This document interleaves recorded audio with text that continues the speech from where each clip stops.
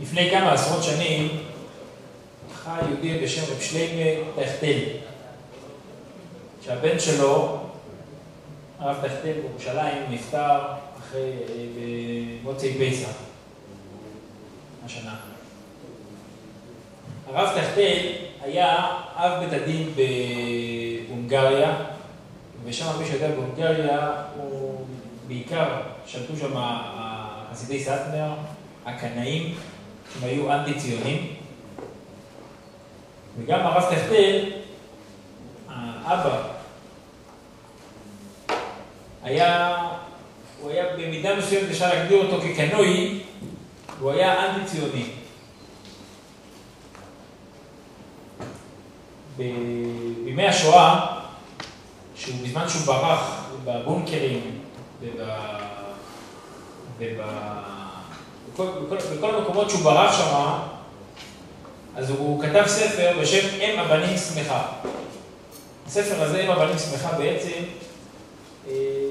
הוא משנה לגמרי את התפיסת עולמו, ומאז הוא כותב שצריך לעלות לארץ ישראל, ולעלות לארץ ישראל לא רק מתוך לחכות לנס, אלא לעלות ולעשות את זה בכל דרך על פי טבע. במידה מסוימת אפשר להגדיר את זה שזה היה ספר בעד הציונות. כמובן שהוא היה נגד הציונות החילונית מבחינת הדת, אבל מבחינת זה של לעלות לארץ ישראל, הוא כתב שיטה שלמה וביסס את זה הלכתית, וזה ספר שלם בשם, קוראים לזה אם אבנים שמחה. הרב טייכטל נרצח בשואה. לאחר מכן הספר הזה יצא על ידי הציונות הדתית. עד כדי כך שהספר הזה נהיה, אבל הספר הזה עדיין לא היה כל כך מפורסם.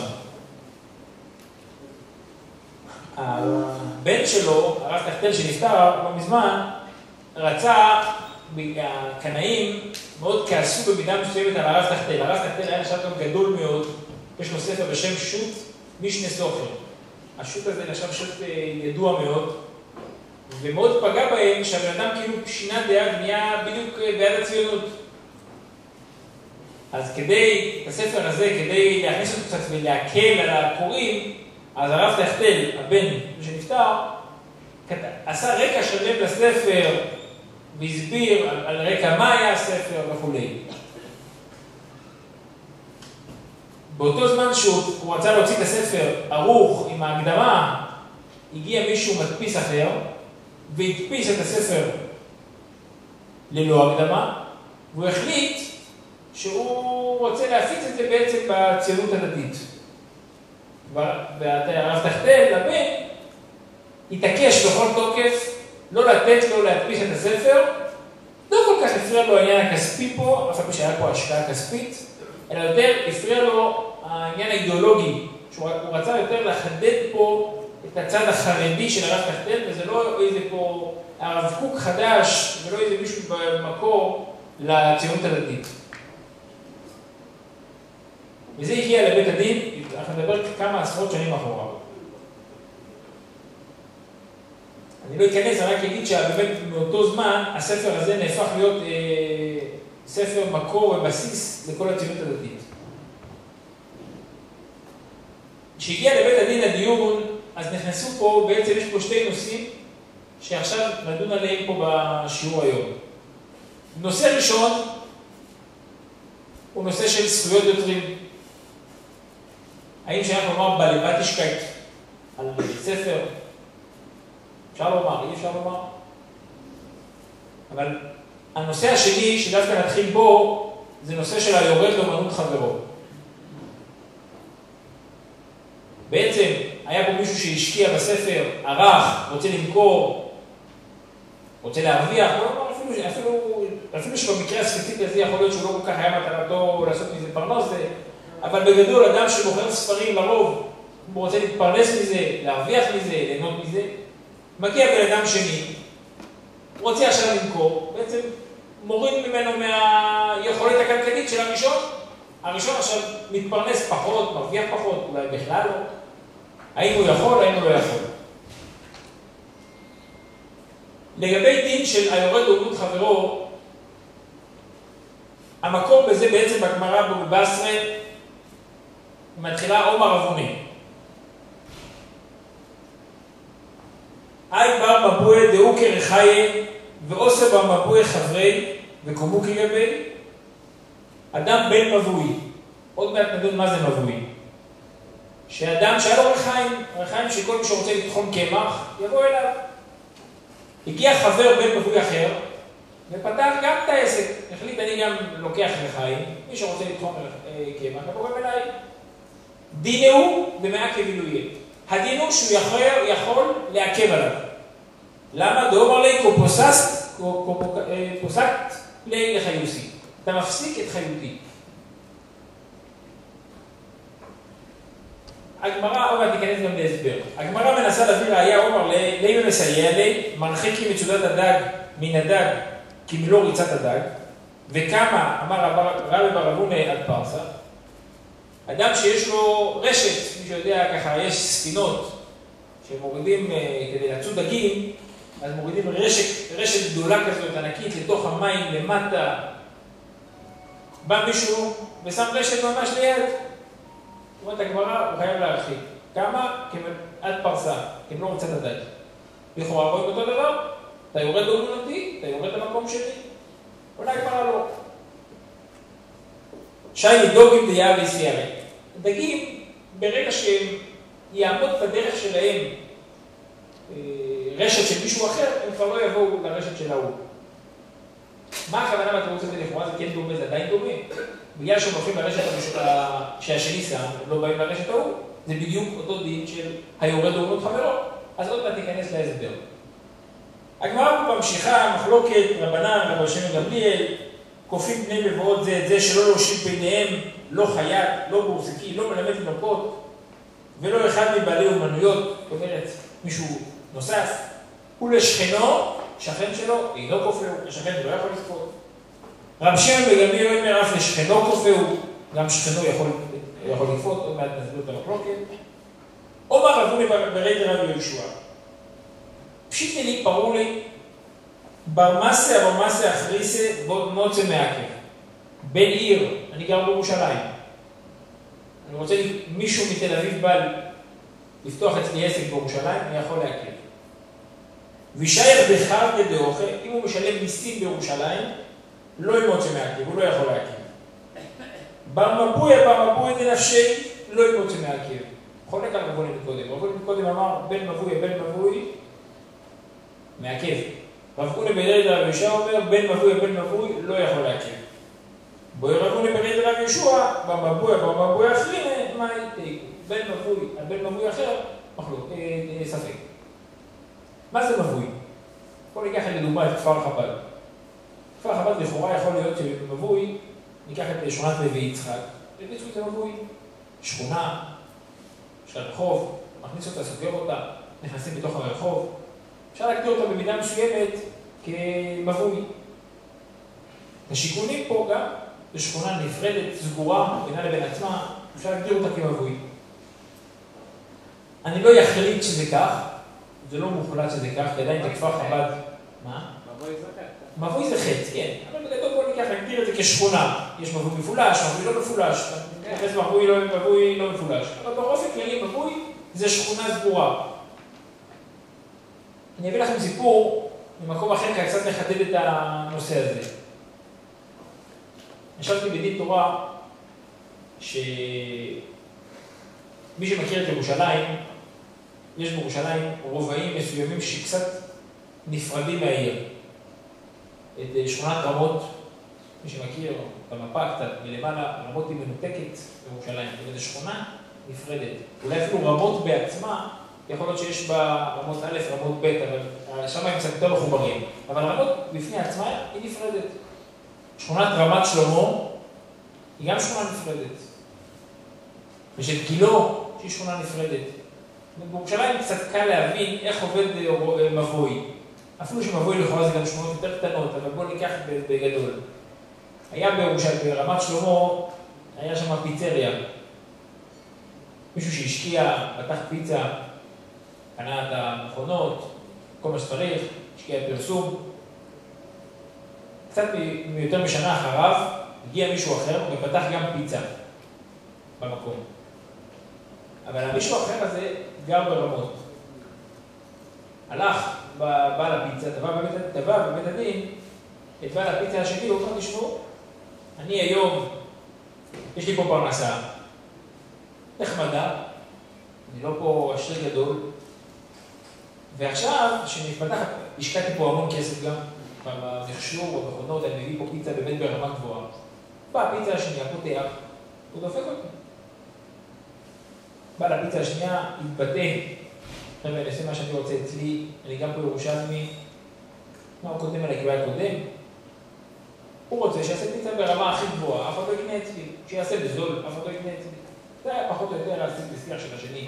קצת לא כל כך נכנס להלכה, אבל זה היה התשובות שלו. בעצם יש לנו פה מקרה קלאסי של בן מבוי, הבן מבוי אחר. יש פה את תושב של רמת שלמה, בן מבוי, תושב של רמות, שהוא בעצם רוצה לדחות שהוא יכול בעצם לפתוח אצלו עסק, והשני לא יכול לפתוח אצלו עסק. האם הוא יכול לעכב, לא יכול לעכב? לכאורה בגמרא פה אנחנו רואים, לפי רבוני, ודאי יכול לעכב. לפי רבוני ורד רב ישוע, לכאורה יוצא לנו ספק. כי זה בן מבוי, בן מבוי אחר.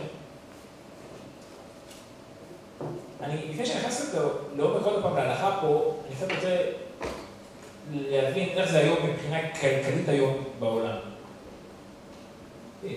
בארץ לא כל כך ראינו מבחינה חוקית שמישהו יכול להגיד, אני יכול לבוא לבית משפט, יש לי פיצה, חנות פיצה, ומישהו בא לפתוח לידי חנות פיצה, אני יכול להגיד לו, אל תפתח? לא שמעתי כזה דבר בארץ. הדבר היחיד שראיתי שהרשויות הן כן מתערבות, זה דווקא בהליכי התכנון, בהליכי טבע. בהליכי טבע, שבאים לתכנן שטחים מסחריים, אז ראש העיר, ועדה מקומית, ועדה מחוזית, היא יושבת ואומרת, לא, יש לנו כבר מספיק מסחרי, לא ניתן פה שיהיה פה מסחרי, לא ניתן שיהיה פה פיל לבן. זאת אומרת, היא כן מסתכלת בראייה עד כמה סביר שיהיה פה עוד שטחים מסחריים יותר, שטחים מסחריים פחות. היא נותנת איזה איזון כדי שלא יהיה פה עיר רפאים. אבל לא שמעתי במדינה שיש פה התערבות לפתוח אחד ליד השני. אפשר להגדיר את זה קצת, אנחנו היום מדינה קפיטליסטית. קפיטליסטית זה ברמה שכל אחד עושה מה שהוא רוצה, איך שהוא רוצה. בשונה מכך, אנחנו רואים, לדוגמה, במדינת סין. סין היום, אם אתה רוצה להשקיע מחר להקים עסק, אתה חייב שותף מקומי, 50%, אני יודע, עד לפני כמה שנים, אני לא יודע מה זה היום. זאת אומרת, יכול להיות שיש עסקים מסוימים שזה לא כך, אבל אנחנו רואים פה שיש מדינות מסוימות שנותנים תנאים. ראינו גם לגבי רכישת נדל"ן, אולי זה קצת שונה מאשר עסקים, אבל גם ברכישת נדל"ן ראינו, יש מדינות שנותנות לזרים תקנה כמה שאתם רוצים, יש מדינות מגבילות אותם, מה פתאום, רק ככה, רק כאן, רק שם, בתנאים מסוימים. כאן אנחנו צריכים להבין בעצם מה המקור פה והבסיס למנוע מבן אדם לפתוח חנות בתוך השטח שלו. אדם אומר, אני קניתי, שכרתי מקום, רוצה לפתוח פיצה, אז גם לא יש פיצה, אז מה? איך אני יכול למנוע מבן אדם? יש מחלוקת בין הכנסס הגדולו לסמסויפר. הכנסס הגדולו נוקט שהדין הזה, הרי יצא לנו פה שבן עיר אחרת, לכולי יכול להקיף. מחלוקת בבן מבוי ובן מבוי, אבל עיר אחרת, לכולי יכול. האם הוא יכול גם לתבוע כסף על זה? הכנסס הגדולו אומר, מה פתאום? זה לא, אי אפשר לתבוע כסף. מה יקרה? הוא פתח, הוא הזיק, הבן אדם הזה ירד לו הרווחים בבן אדם הראשון, האם הוא יכול לתבוע כסף? הוא אומר לא. גם הלשונות פה, לעכב, או כופהו, אינו כופהו, מהלשונות הכפייה או לא כפייה, עיכוב, משהו שזה רק דין לעכב, אבל לא מעבר, זה לא דין שאני יכול לתבוע כסף. לפי הסמסויפר, זה גזל מדאורייתא. הוא יכול לתבוע כסף על זה שהוא פתח עסק גם כאן. זאת אומרת, אני מחר, כתושב כפר חב"ד, אפתח פה עסק, יבוא מישהו מבחוץ, יפתח פה עסק, יפתח סמסוליפר, אני יכול לתבוע ממנו כסף, עד כדי כך. גם אם הוא לא עשה נזק כספי? לא, בתנאים. הוא פתח את זה הרגע. אם פתח הרגע, ודאי שלא. כמו שהוא פתח ועבר זמן והוא הפסיד כסף. לפי הסמסוליפר יכול לתבוע כסף. מדבר במקרה שהוא כבר פתח, עבד כמה חודשים, ואז בית הדין פסק שצריך לסגור. האם על החודשים האלה שהוא הפסיד כסף, הוא יכול לגבות כסף? לפי הסמסוליפר זה גזל מדאורייתא ויכול. לפי הכנסת לא. גזל מדאורייתא, מקבלים את המילה גזל. שנייה. לא הסברנו בדיוק מה הסיבות פה של יורד אומות חברו, אני רק מביא את הלשונות שלהם. מה באמת הסברה שיורד אומות חברו? על בסיס מה באמת שוב, אנחנו נחזור עוד פעם לשאלה כאן, הרי זה שלי, במקום שלי.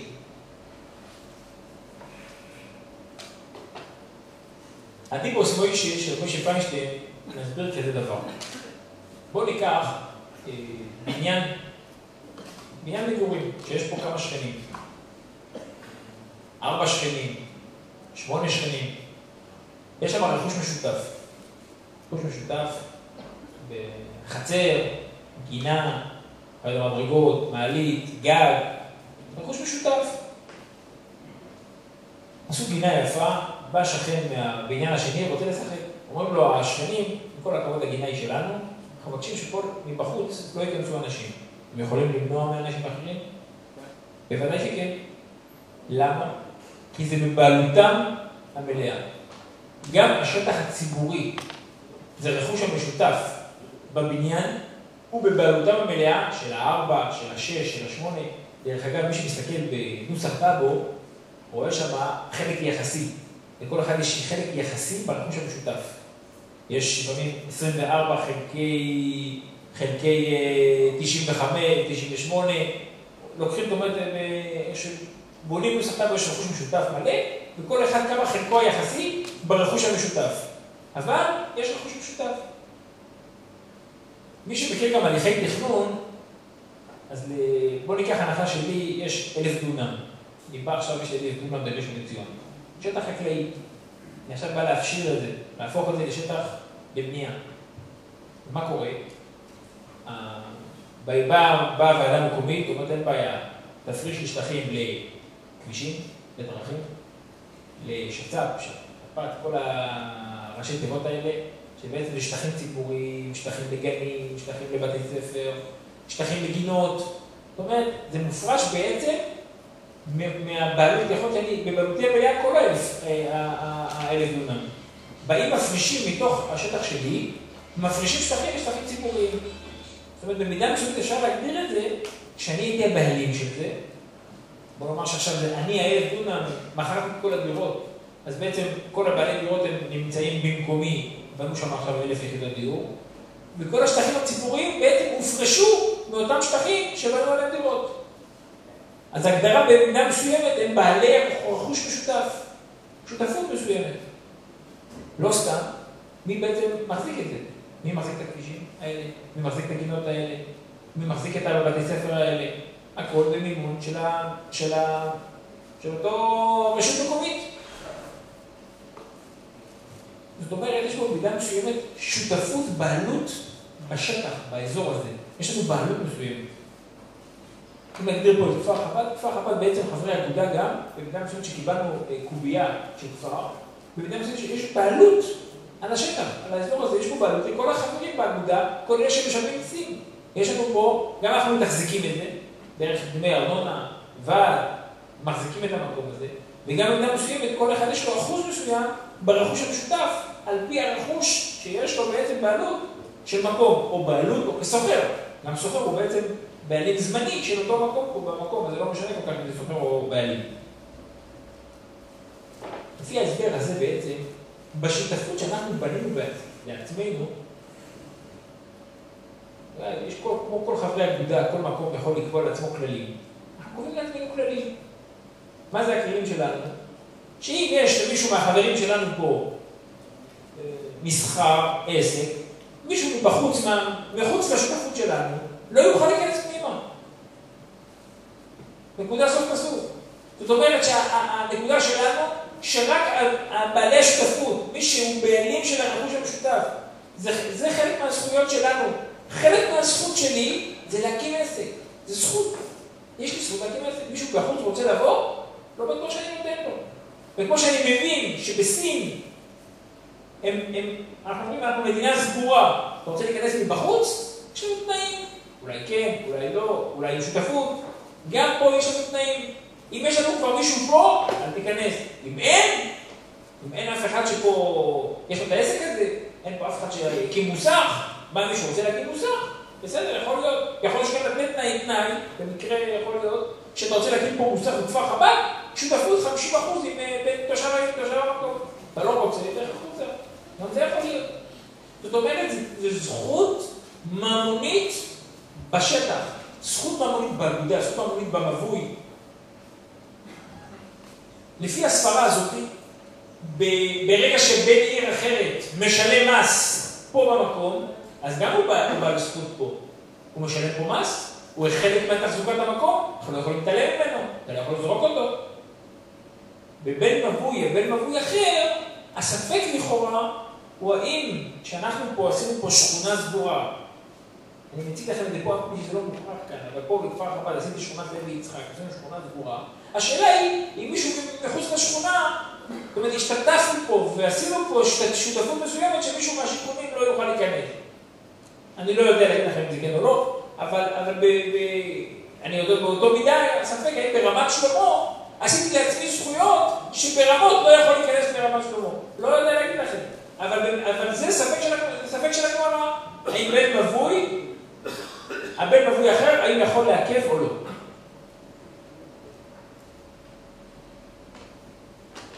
שיטה שנייה מסבירה אחרת. היא אומרת ככה. כשאני פותח עסק, כל אחד שיודע לפתוח עסק, פתחתי חנות בדים. במקרה שלנו זה היה פיצה. אדם פותח. ההשקעה שלו היא עצומה. פותח, הוא קונה מכשור, קונה ארונות, מוצרים, כלים, פרסום, עובדים, זמן שלו. ההשקעה בעסק היא השקעה עצומה. בא בן אדם אחר, ופותח עסק מתחרה. תחשבו שאני, בחישוב שלי היה ככה, אני צריך להחזיר את ההשקעה שלי, של הכלים, של המלאי, להחזיר, כל אחד יודע, עושה אחד ועוד אחד, קניתי פה תנור ב-150,000 שקל, אני צריך להחזיר את זה. קניתי פה, שיפצתי את המקום, או קניתי מקום, וכן הלאה. החזרי ההשקעה בתחשוב שלי, היה לי תחשיב מסוים שלי, ואני מתפרנס מהרווח. ברגע שקם מתחרה, פשוט מזיק אותי. יכול להיות אפילו שאני לא מצליח להחזיר את ההשקעה. גם אם אני כן, הרווחים שלי מאוד קודמים, הוא פשוט מזיק אותי, מזיק את מה שאני השקעתי פה, הוא מזיק לי. ואז בעצם הגדרה היא בדין מזיק. רק בפשטות קשה להגדיר את זה כמזיק מדאורייתא, ויכולה זה רק מזיק מדרבנן. מה אני אגיד? סך הכל, זה שור שנקח את הפרה, שור בא, לקח את הפרה, נקח אותה, הרג אותה, מצא אותה. הלכתי ושברתי חלון של מישהו אחר. אני מבין שזה מזיק. אני אבל יושב בבית שלי, עושה פעולה אצלי, שייך להגדיר את זה כמזיק. דרך אגב, הייתי אמור למצוא שיעור כאן בנושא שכנים, אולי יהיה פעם אחרת, אבל שם יש גם נושא לעשות רעש, להרעיש לשכנים. אז אחד הדיונים הקשים בין שכנים, האם זכותי המלאה לעשות רעש? מבחינה הלכתית, על פי החוק עד שעה 11 אפשר, מי שעה 11 אי אפשר. אבל בואו נעזוב שאת החוק, על פי הלכה. אני בבית שלי. מה, אני לא יכול לעשות מוזיקה מה שאני רוצה? אני יכול? אני לא יכול? מה זה עניינך? זכותי המלאה, בתוך שלי אני עושה? אני יכול לפתוח חנות בבית שלי ליד השכן שלי? מה העניין של השכן שלי? מפריע לו? אני עושה את זה בתוך הבית שלי. זאת אומרת שאנחנו רואים פה שזה לא בדיוק בתוך שלי אני עושה. הדינים שם לא... זה ממש לא כך. זאת אומרת שהדינים לא בדיוק בתוך שלי אני עושה. זאת אומרת שכן יש הגדרה של מזיק. רק מה? הרבה מהפוסקים נוקטים שזה מה זה מדרבנן. יש פוסקים שמסבירים שזה לא, זה מה זה מדאורייתא. אני לא ככה להבהיר את זה, אבל הם טוענים שזה בעצם הסברה של החסם סופר, שהוא טוען שאפשר לתבוע כסף, כי זה מה זה מדאורייתא. הזקת את כל ההשקעה שלי בעסק, והיה לי תחשיב שאני ארוויח ככה וככה, ואתה הזקת אותי.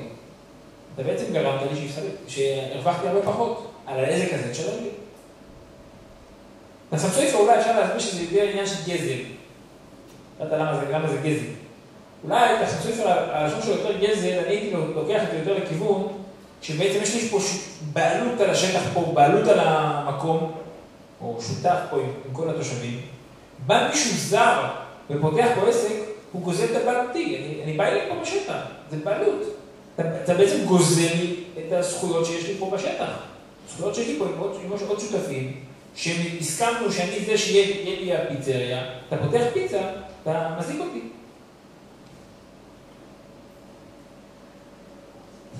בלמייסה, ביורד דומוס חברוי, יש אבי יוסף. אבי יוסף הזה אומר כך, מה הדין עם מבוי? מבוי 3 צדדים, סגרו מכל 3 הכיוונים שלו, שהיה פה נקרא חנות בדים, חנות מכולת. חנות מכולת בפנים, בתוך המוח, בתוך המבוי. בא בן אדם, פתח חנות מכולת בפתח של המבוי. אומר אבי יוסף, שוודאי אסור לו. הרבה מהפוסקים למדו שהאבי יוסף, ביניהם אבי יוסף, שהאבי יוסף שאמר שאסור, כי הוא למד כמו רבוני. שאפילו בן מבוי או בן מבוי אחר, הרי מי שפתח בפתח המבוי זה היה בן מבוי, פשוט, זאת אומרת שאסור.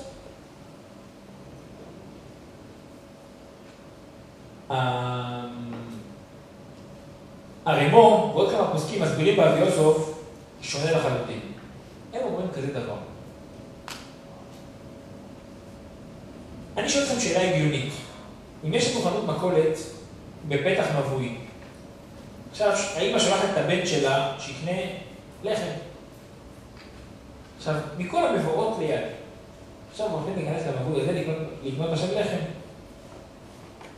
תספרו לי על הילד הזה שייכנס עד סוף המבוי ויקנה את הלחם בפנים.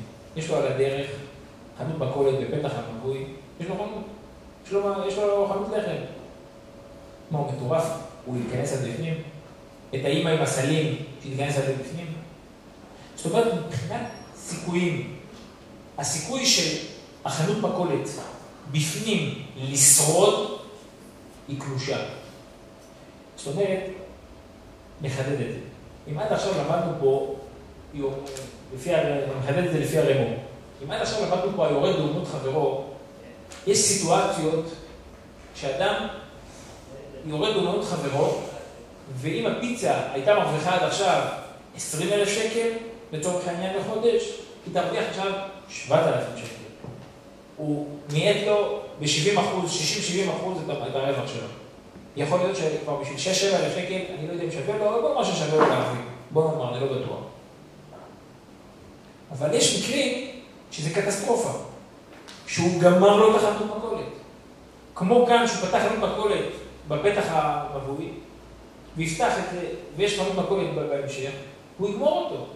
כזו סיטואציה, לכאורה, אומר עלינו, שזה מתכוון אבי יוסף שכולי הם מודים שזה אסור. כי כאן, ההגדרה היא שהוא פסק את חיותו לחלוטין. זאת אומרת, זה לא שהוא מייעד חיותו, אלא הוא פסק את חיותו.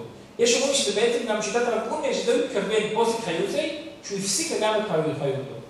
זאת אומרת שאם עד עכשיו ראינו מחלוקת, בבית ודאי שהוא מעקם אותו, בית מבוי ובית מבוי מחלוקת, כל המחלוקת לפי הרמ"א היא רק שהוא ממעט חיותו, ממעט הרווחים. אבל להפסיק לגמרי לא.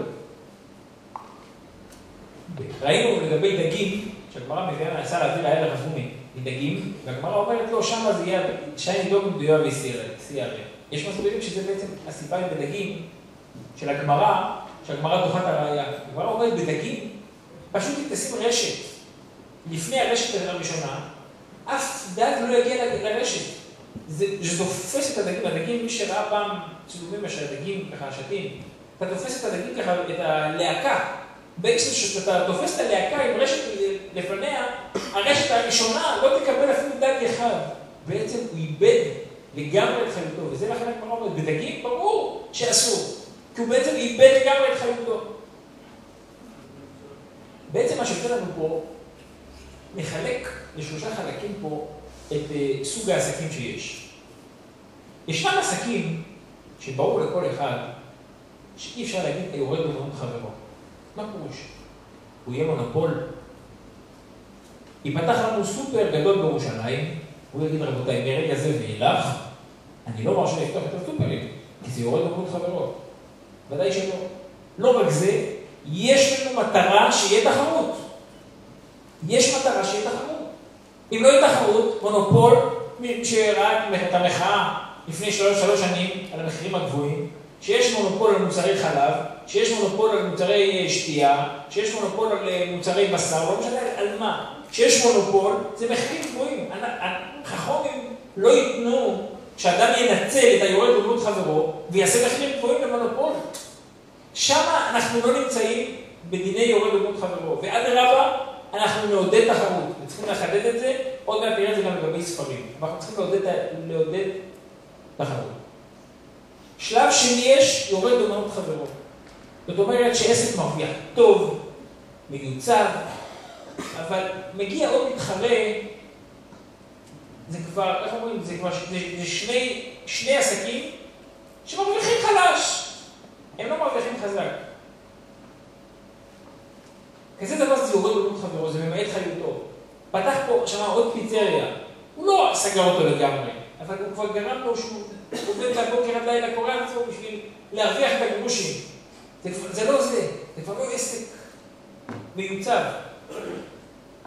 שלב שלישי שיש לנו פה, זה שלב שלפעמים אני מתחרה, אני אגיד לכם דוגמה, רק בשביל לחדד את העניין.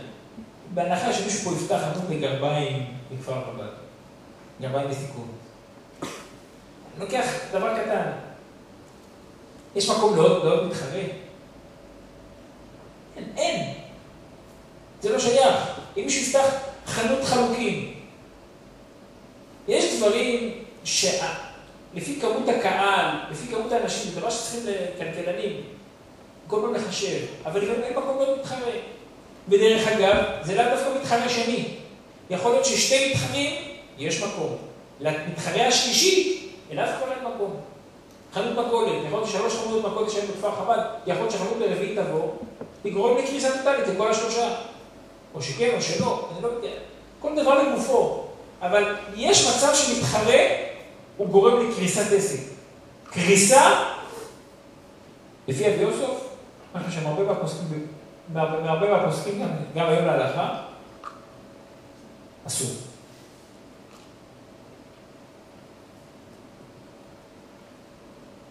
הגמרא אומרת, ואת אשת רעהו לא טימא, מה הכוונה? שלא ירד במנות חברו. הרמב"ם גם מביא על תלמיד חכם, יש כל מיני דברים לעלות בתלמיד חכם, ואחד הדברים שלא יורד, במנות חברו. תלמיד חכם, מה ראינו? ראינו עכשיו זה הלכה? נפסק? שאסור?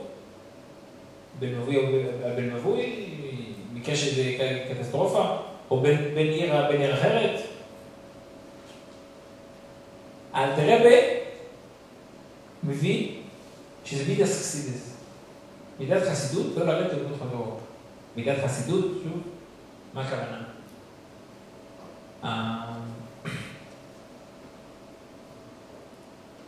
החלסיו מביא שיש מידת חסידות שגם במקרה שמותר על פי ההלכה לרדת לבנות חברו, מידת חסידות לא.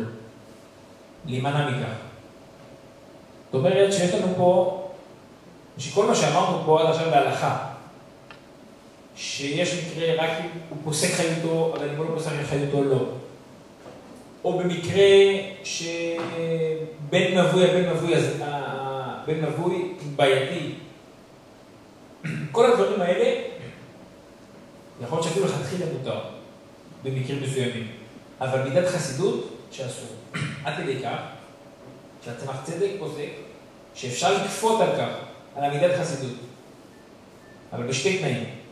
א', שזה רק בדבורים, לא יותר. דבר שני, הצמח צדק אומר, שהכפייה היא אך ורק אם לשני יש גם פרנסה. מה הכוונה? בואו ניקח הנחה שיש למישהו חנות בשר, פתח עוד סניף לדגים, או מוכר גם דגים. והשני מוכר בשר, מוכר דגים, תובע עכשיו, למה אתה פותח גם סניף לדגים? אני הייתי עכשיו דגים, הרווחתי, תזכור. אומרת צמח צדק שבמקרה כזה אפשר לכפות עליו. ולמה? כי לשני, למי שמכר בשר עד היום, יש לו פרנסה. זה לא שאין לו פרנסה. הוא רוצה להרוויח עוד. עד עכשיו הוא מכר רק בשר, עכשיו הוא יקור גם דגים. אבל מה יקרה אם היה מישהו חנות דגים, ועכשיו בא מישהו רוצה לפתוח חנות דגים מתחרה? אין לו משהו אחר לעבוד, אין לו משהו אחר להתפרנס. במקרה שיועיל לדוגמות חברו שמותר, במקרים שמותר, אומר את מעשה לכאן אנחנו לא כופים. כי אין לו דרך אחרת, אין לו פרנסה, אפילו לא בדבורים, פה לא טובים מבן אדם מידת חסידות. אחרי שלמדנו פה את כל הדינים של יורד דוגמות חברו, פחות או יותר, נשאלת השאלה בספרים, שבאנו ואמרנו פה, שאלנו שאלה, האם מותר, האם אסור. אני רוצה להביא לכם עוד מקרה, שישבתי לפני כמה חודשים, קצת שונה מהמקרה הראשון של הסיפור של הספר אם הבנים שמחה. היה מישהו שהוציא ספר תורני, אני לא קצת משנה מהמקרה, היה מישהו שהיה לו ספר תורני, הוא השקיע בו הרבה, ובא מישהו שני ולקח ממנו קטעים מסוימים, הדפיס אותם והוציא אותם לתלמידים. זאת אומרת, הוא לא הדפיס את זה בשביל העם הרגיל, השוק בשביל הלקוחות הרגילים של הספר, אלא הוא לקח קטעים וקטעים, מילה במילה, אין פה שאלה, והוא צירף את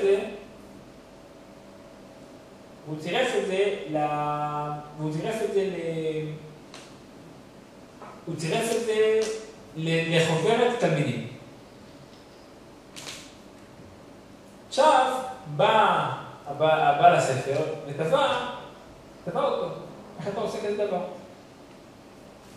האם מותר? האם אסור?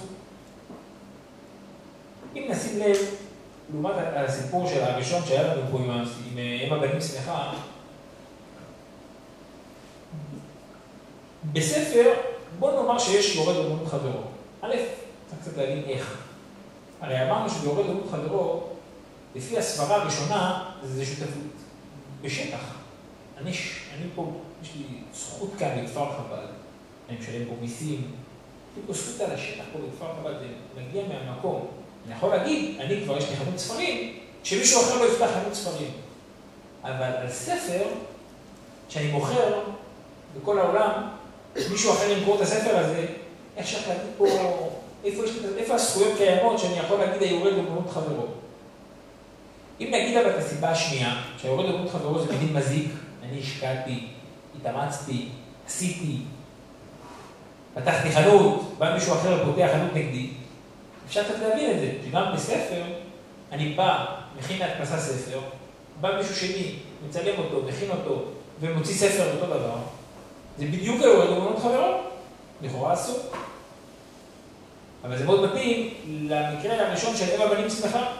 כי אם הבנים שמחה, זה בדיוק לקח ספר, הוא הדפיס, רצה להדפיס את אותו ספר, אסור לו. אבל במקרה שמישהו לקח חוברת לתלמידים, הראשון אפילו לא חשב לרגע להוציא את הספר שלו לתלמידים.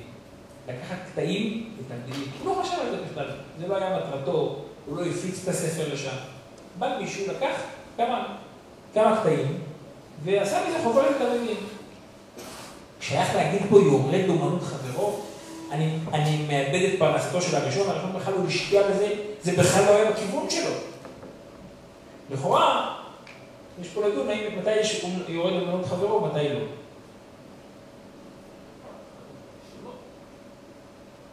לגבי זכויות יוצאת וכבר לדון. כאן אנחנו דנים פה בעצם שוב לגבי יורד אומנות חברו. בדפוס ונציה הדפיסו, היה מהר"ם פדבו. מהר"ם פדבו עשה הגיע את המשנתר אל הרמב"ם. אני לא יודע אם זה היה דפוס ראשון של הרמב"ם או לא, דפוס ונציה, כל כך לפני, בזמן הרמו, כדפוס להמונים, אבל זה היה מהדפוסים הראשונים בוודאי.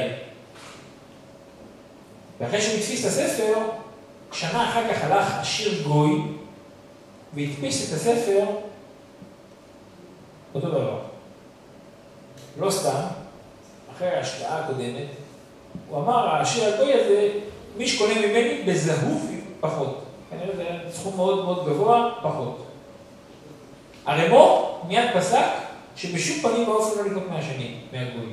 למה זה יורד לאומנות חברו? הוא עשה חרם, נידוי. למה זה יורד לאומנות חברו? כאן, במקרה שלנו גם, המושג זכויות יוצרים ודאי לא שייך. על מה זכויות יוצרים? על הרמב"ם? על המשנתר של הרמב"ם?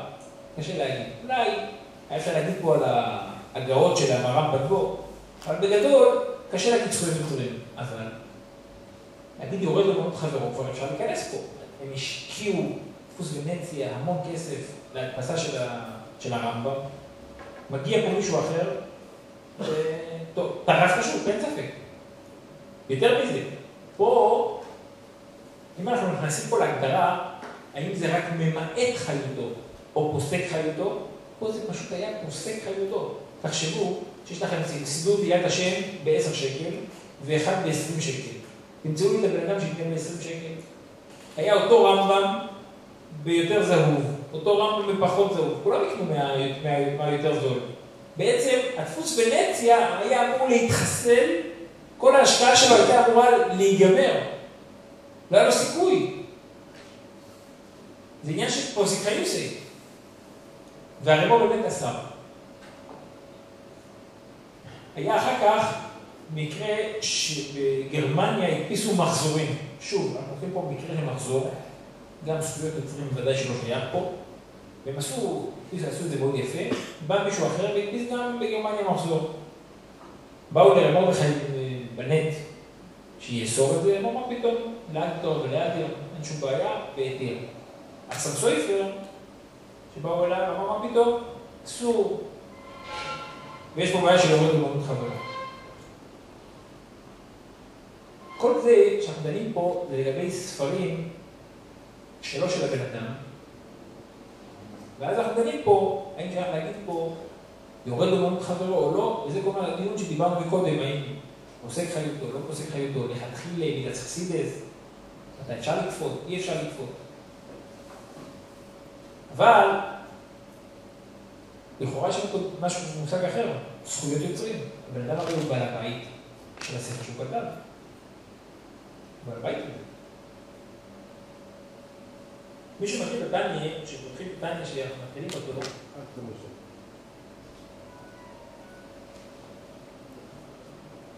אז אחד הדברים שאנחנו מתחילים אותו בדס קיסלר זה הסקומאס, הדברים של מניפולי והסקומאס.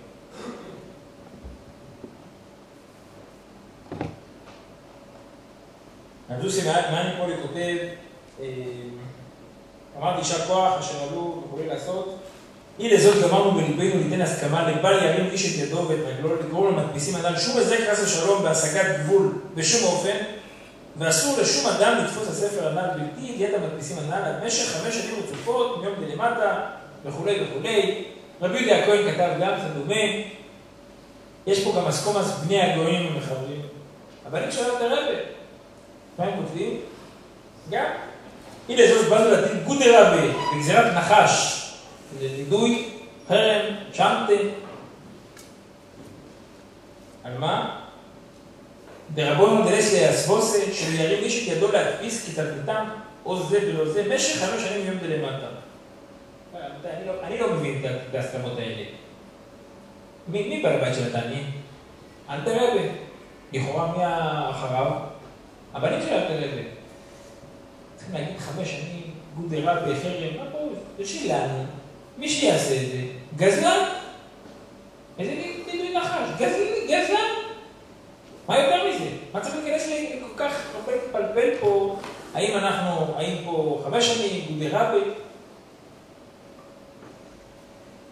האמת היא שההתחלה של זה היה רב אליהו הבוכור. אליהו הבוכור, אדם שכתב ספר על דקדוק, על לשון הקודש, וגם בזמנו הוא הגיע לכל הקדמונים שם, הרבנים הקדמונים, וביקש מה אני עכשיו ישקיע כל כך הרבה בדקדוק, יבוא בן אדם חדש, ויקח את הספר הזה ויצלם. אז עשו גזירה שלא ידפיסו אותם בכמה שנים. ישנם 2 אסכולות. אסכולה אחת, ואחד מהם זה אביסית צחוק. ועוד כמה פוסקים, הרבה פוסקים אחרים, שאומרים שאין כזה מושג זכויות יוצרים. מה שאתה להגיד זה שלי. אני בעל הבית של מה? של מה? זה דבר פה ארטילאי, נייר. כתוב פה, הכל נחמד ויפה. יש פה יצירה, הכל יפה. אבל מה אתה יכול להגיד?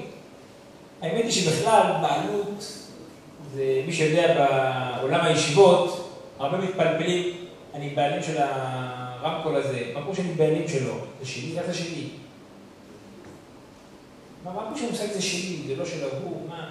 כאילו, מה זה המושג בעלות? זה בית. אני בעלים של בית, מה זה מושג? עוד בראשון, הוא היה בעלים? זה לא שייך לאף אחד. החיות, עושות מה שהן רוצות, כל אחד לוקח. רגע, הבעל הבית שלך התחילה בעצם מהלויסיקזוין של התורה, שרק בזה שאני לא יכול לגזול, זאת אומרת שיש בעלות, או שיש בעלות בעצם, לא ניכנס פה לכל הפלפול. אבל בגדול, המושג בעלות זה דבר מאוד חמקמק, וצריכים להבין מה זה המושג בעלות. אותם טוענים אומרים, מה שאתה אומר, בעלות על יצירה, על ספר, דרך כלל גם על מוזיקה, על שירים, יש כזה דבר בעלות. מה, אני לא יכול לצלם את זה, לשמוע את זה. לכן, הם טענו שלכן, כל הסיבה הזאת היא של החרם.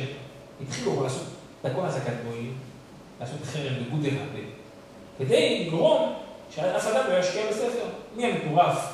איזה, תגידו לי פה את כאוס או את עוד מדפיסים, שיבואו להשקיע כל כך הרבה כסף להדפיס ספר, ש5 דקות אחר כך מישהו אחר ידפיס את הספר, והם עוד ישקיעו בעיצוב, בעריכה, בכל הדברים שיש. בא מישהו, לוקח מהמוכן, הוא לא צריך להשקיע 30 שקל בספר, הוא יכול להשקיע 15 שקל בספר, תדפסה. כל השאר כולו ילך.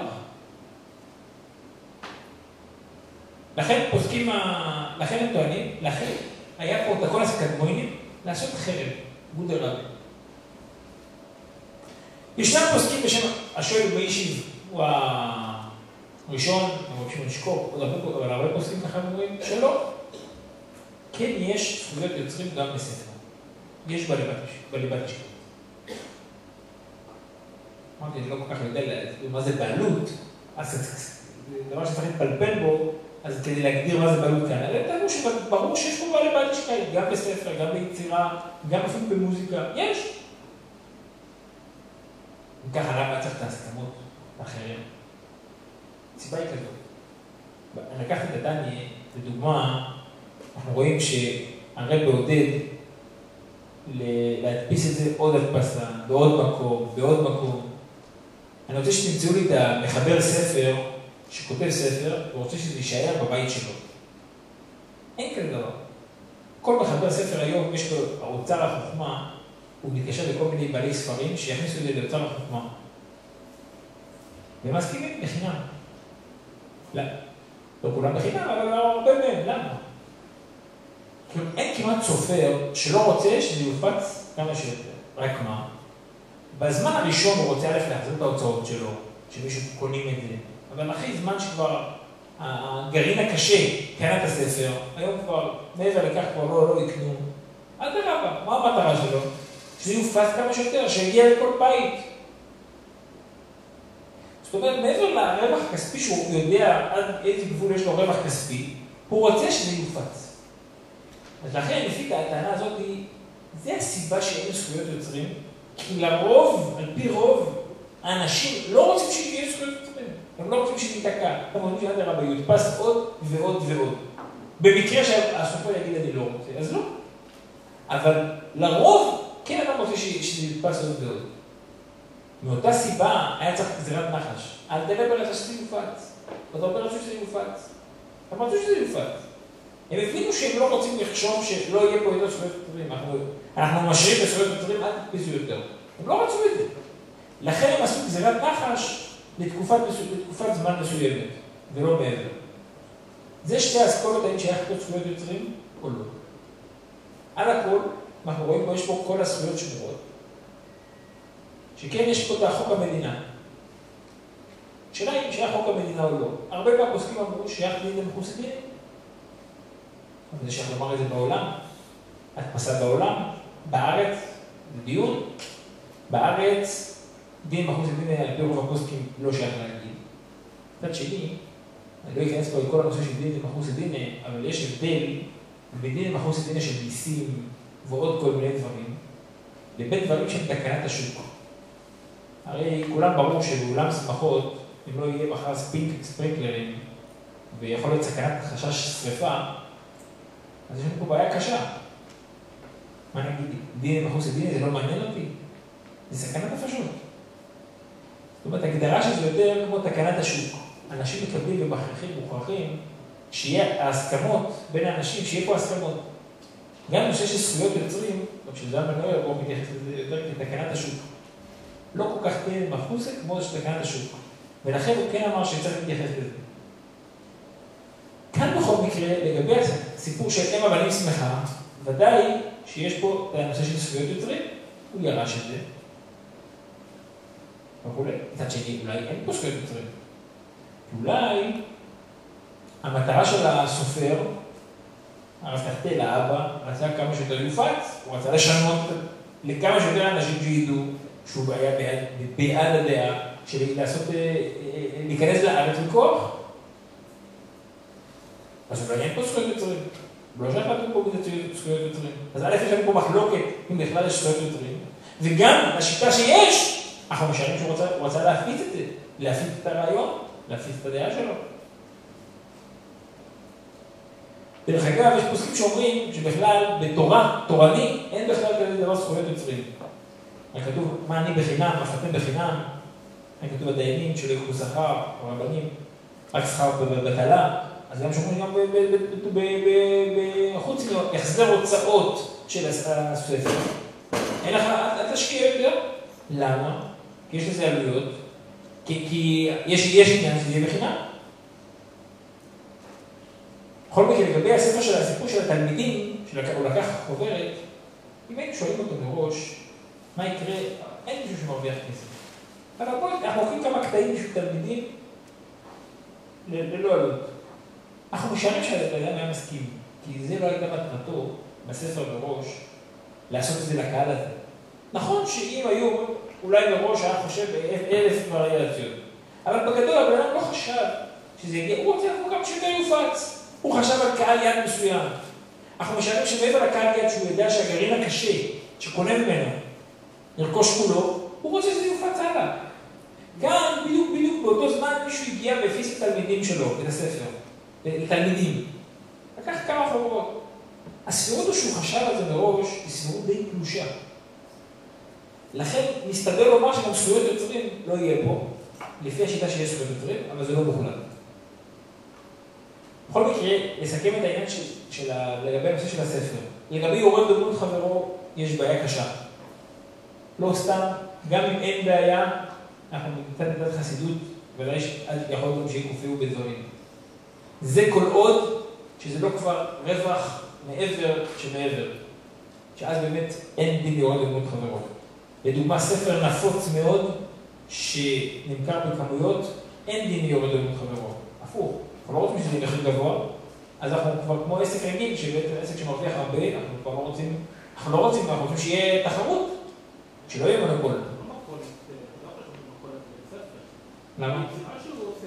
לא לגבי זכויות יוצרים, לגבי יורד דמות חברו, המטרה שלנו שיהיה כמה שיותר כן. אבל אתה לא יכול לדחות את השני לדרזם אותו לכמה מפה, הוא מוצר פרטי שלך. אתה לא רוצה אל תקנה, לא הכל, יש בעניין של השוק. אני מחדד, יש פה שתי נושאים לדיון. יש פה דין שיורד דמות חברו, בספרים גם.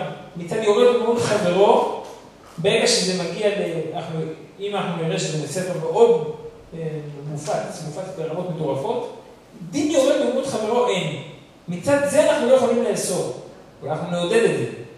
לגבי זכויות יוצרים, יכול להיות שיש פה זכויות יוצרים. זה כן, יכול להיות שאתה לא יכול לקפות עליו שימכור את זה. אבל דין יורד במות חברו אין כבר. כל עוד שזה ספר שמופץ ב-2,000, 3,000 עותקים, בכמות שעדיין זה לא רווח גדול, אז יש פה גם דין יורד במות חברו, זה דין נוסף לזכויות יוצרים. זה לא חופף, זה בנוסף. זכויות יוצרים יש לנו מחלוקת, ראינו. יש שיטה שאומרת שיש זכויות יוצרים, כפשוטו. יש שיטה שאומרת שאין זכויות יוצרים. רק יש גזירת נחש, עד שיהיה החזר הוצאות, כמובן לא רק החזר של המדפיסים, שיהיה גם רווח, לא רק החזר. זה גם להרוויח גם. אבל להרוויח סכום מסוים, ומעבר לכך מותר.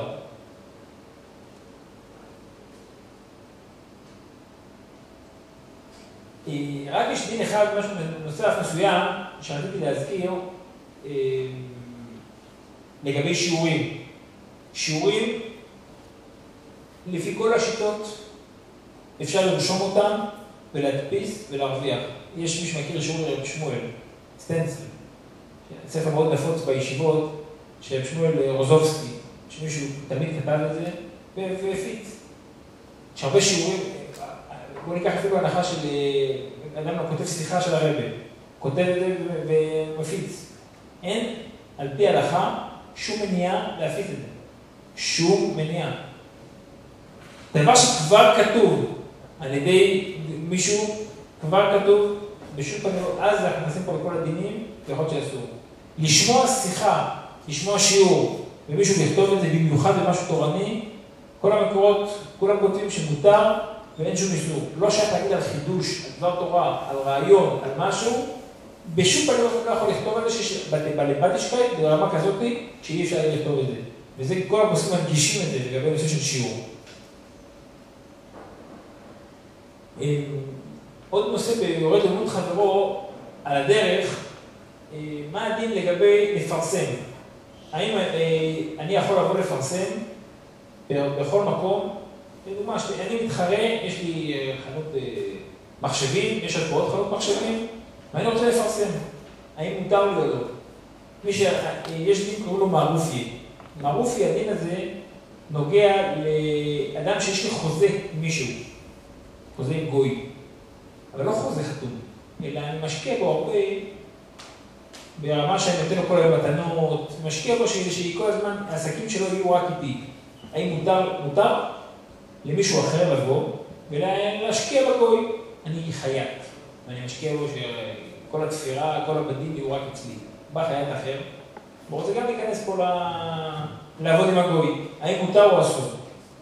אז זה דיון שהתחיל כבר מהראשונים, או בגרשון, שיש מקומות, מה שממנו שיש מקומות שנהגו, מה רופיה, יש מקומות שלא. הרב הוא מביא להלוכה שיש כאלה שמתירים, יש כאלה שאוסרים, הוא מביא ששוב, יש מקומות שנוהגים, יש מקומות שלא. מהדין הזה למדו, מה הדין במקרה יש פרסום, פרסום נטו. אני עכשיו רוצה לבוא לפרסם, שלי יש מחשבים במחיר טוב. מותר לי או אסור לי? יכול להיות שיש לקוח שקונה כל היום בחנות השנייה, ואני בעצם לוקח אותו. מותר או אסור? אז כאן כל הפוסקים נקטו שמותר. בין ברדיו,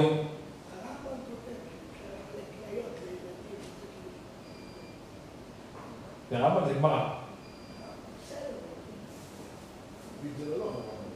דבר שנתייחס לנושא של הפרסום, לא בא להיכנס לנקודה הזאת, שהוא הביא נקודה נכונה. ברדיו אפשר פליירים, אפשר לעשות בכל רמה שהיא. מה הדין אם אני עושה פרסום הרבה יותר? ברמה שבמידה מסוימת, יש יגידו היום על פי החוק, אסור לעשות פרסומת לילדים. אסור. מה יקרה אם אני מחלק כליות, הגמרא אומרת, מחלק כליות לילדים? זאת אומרת, אני עושה פרסום, מעבר לפרסום רגיל, אני עושה משהו שאני קונה את הילדים, אני נותן להם אגוז, תבוא, אמא שלך נתן לך רשימת מכולת, קנה אצלי, תקבל גם אגוז. אני יכול? אז רבי אמר שלא, חכמים התירו, ולהלכה נפסק שמותר. למה? תעשה גם אתה. זה תחרות הגונה. ההלכה מתייחסת לזה כתחרות הגונה. כל דבר שמפרסם אותי, וגורם שאנשים מגיעים אליי, זכותי המלאה. לא רק זה, גם טלפונים. להרים טלפון רגיל להגיד, יש לנו מבצע ככה וככה, אם אתם רוצים לקנות, זכותי. הדבר היחיד שאסור, זה לבוא ללקוח שנמצא כבר בחנות של מישהו אחר, או תחת חוזה. אם יש לו חוזה סגור, ואני בא להציע לו, אז זה כבר בעיה. אז אני נכנס כבר לבעיה. כל עוד שאין לו חוזה סגור, מותר להרים טלפון. אבל לא לבוא לשכנע אותו. עכשיו, אם אני נכנס למשא ומתן איתו, אומר לו, שמע, הוא מוכר לך ככה, אני קורא לך ככה, זה כבר בעיה. זה כבר לא פרסום כוללני. אז אני בא בעצם לבן אדם ואני מנסה לשכנע אותו נגד ההוא, כאן אני נכנס כבר לבעיה של מערופי. האם מותר או אסור. כל עוד שאני רק מפרסם את עצמי, זה המחירים שלי, אני טוב, אני מוצלח, על פי ההלכה, מותר. עכשיו כוח.